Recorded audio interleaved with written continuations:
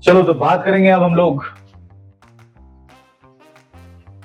Speed, simple formula distance upon time, और velocity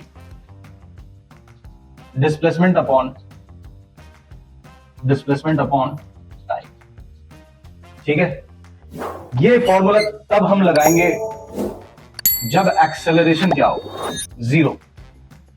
इन दोनों ही case में एक्सेलरेशन क्या होगा, जीरो होगा, तब ये फॉर्मूला हम यूज करने वाले हैं। लेकिन जब एक्सेलरेशन जीरो नहीं होगा, मतलब वेरिएबल वेलोसिटीज या स्पीड हो, वेरिएबल वेलोसिटीज या स्पीड, तो इस केस में हम यूज करते हैं एवरेज स्पीड। एवरेज स्पीड क्या हो जाएगा, वो हो जाएगा total distance by total time. ठीक है, एवरेज स्पीड क्या हो जाएगा, total distance by total time. उसी तरह एवरेज वेलोसिटी हो जाएगा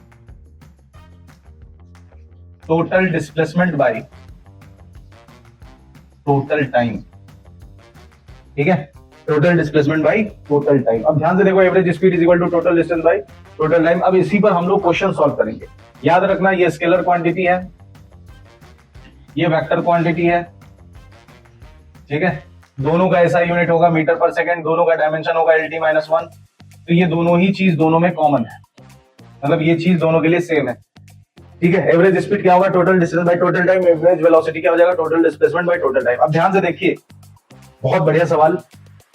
जैसे मान लो क्वेश्चन दिया है कि अगर आप, ये कोई डिस्टेंस है, ठीक है, और इससे कहा कि इसका फर्स्ट हाफ, मतलब ये इक्वल है, मतलब ये भी मान लो x है और ये भी मान लो x है, और आपसे कहा कि ये चलता है v1 वेलोसिटी से और ये चलता है v2 वेलोसिटी से। मतलब कोई डिस्टेंस है जिसका आधा v1 वेलोसिटी से कवर किया और फिर रिमेनिंग पार्ट किससे कवर किया, v2 वेलोसिटी से। आपसे कहा गया find average velocity, find average speed या वेलोसिटी, कोई कुछ सा भी ले लो, एवरेज स्पीड। आपसे कहा गया फाइंड एवरेज स्पीड। क्वेश्चन समझ में आया? कोई डिस्टेंस है, उसका फर्स्ट हाफ v1 वेलोसिटी से और सेकंड हाफ v2 वेलोसिटी से कवर हुआ है, तो फाइंड एवरेज स्पीड क्या होगा। तो ध्यान से देखिए, इसमें कोई रॉकेट साइंस नहीं है। कैसे निकालेंगे हम, तो इसको इस तरह से निकाल सकते हैं कि सबसे पहले आपको एवरेज स्पीड के बारे में पता है, जो होता है total distance by total time. ठीक है, total distance by total time. तो total distance by total time में टोटल डिस्टेंस कितना हो जाएगा, x प्लस x2x।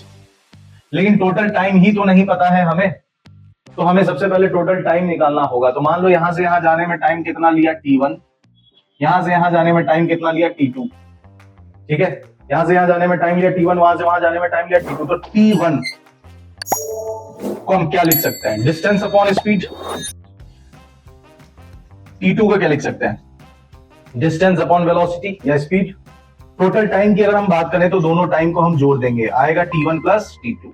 तो t1 कितना हो गया, x by v1, x by v2। अब इस वैल्यू को यहां पुट कर दो, आपका एवरेज स्पीड निकल जाएगा। कलर चेंज कर देता हूं मैं। तो एवरेज स्पीड, टोटल डिस्टेंस कितना है 2x, और टोटल टाइम कितना हो गया, x by v1 plus x by v2। बस अब मैथ्स है और कुछ नहीं है। तो एवरेज स्पीड का फॉर्मूला हो गया 2x बाई, दोनों में से x कॉमन कर लो और दोनों को मल्टीप्लाई, मतलब कि ये आ जाएगा v1 plus v2 by v1 v2। ये हमने क्या कर दिया, एलसीएम लेकर उसका फ्रैक्शन वाला जोड़ कर दिया। अब ध्यान से देखिए, x x कट जाएगा, तो ये v1 v2 तो आ गया 2 v1 v2 by v1 plus v2। ये आ गया आपका एवरेज स्पीड या velocity. Same to same question ये नीट में पूछ चुका है, तो आप समझ सकते हैं कि नीट में क्वेश्चन कितना इजी आता है। ठीक है, अब इसी का एक और फॉर्मेट देख लो। सवाल वही है, सवाल कहता है कि इस बार क्या हुआ कि पहला पार्ट तीन इक्वल पार्ट में बट गया, तीन इक्वल पार्ट में बट गया। पहला v1 से चला, दूसरा v2 से चला और तीसरा v3 से चला। तो आप बताइए एवरेज स्पीड क्या होगी, एवरेज स्पीड क्या होगी। तो आप इजीली निकाल सकते हो, सेम टू सेम क्वेश्चन है, सेम टू सेम। वहां दो था, अब यहां पर तीन इक्वल पार्ट्स में बांट दिया गया। तो तीन इक्वल पार्ट्स में अगर बांट दिया गया है तो कैसे निकालेंगे, वही रिपीट कर देना है, सिंपल। ठीक है, टोटल डिस्टेंस कितना हो जाएगा, टोटल डिस्टेंस हो जाएगा 3x, टोटल डिस्टेंस हो जाएगा 3x, और टोटल टाइम कितना होगा वही हमें निकालना है, और डिवाइड दे देना, इसमें कोई रॉकेट साइंस नहीं है, तो टोटल टाइम होगा T1 plus T2 plus T3। Repeat कर दो, T1 को क्या लिख सकते हैं, x by V1, x by V2, x by V3, तीनों में से x कॉमन कर लो, तीनों का एलसीएम आ जाएगा V1 V2 V3।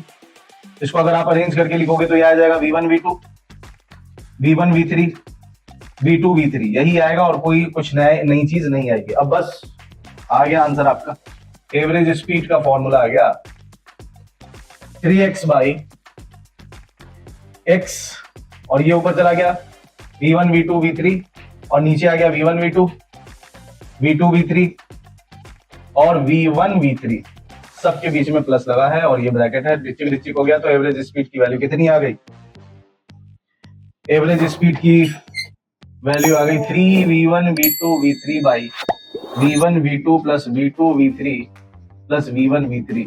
तो इसमें घुमा फिरा के कुछ भी पूछ सकता है, तो बस आपको दिमाग में रखना है, आपको एवरेज निकालने के लिए टोटल डिस्टेंस का पता होना चाहिए, टोटल टाइम का पता होना चाहिए और एवरेज, हाँ, और ये पता होना चाहिए। ऐसा भी कभी हो सकता है कि आपको डिस्टेंस दे दे और एवरेज स्पीड भी दे दे और कहे कि लास्ट वाला जो हिस्सा है उसमें कितने के स्पीड से चले जो एवरेज वेलोसिटी इतनी हो, तो फिर आपको वहां T1 निकालना होगा और T1 निकालने के बाद आपको उसको डिस्टेंस से डिवाइड देना होगा, तो आपको एवरेज वेलोसिटी उस लास्ट वाले हिस्से की निकल जाएगी।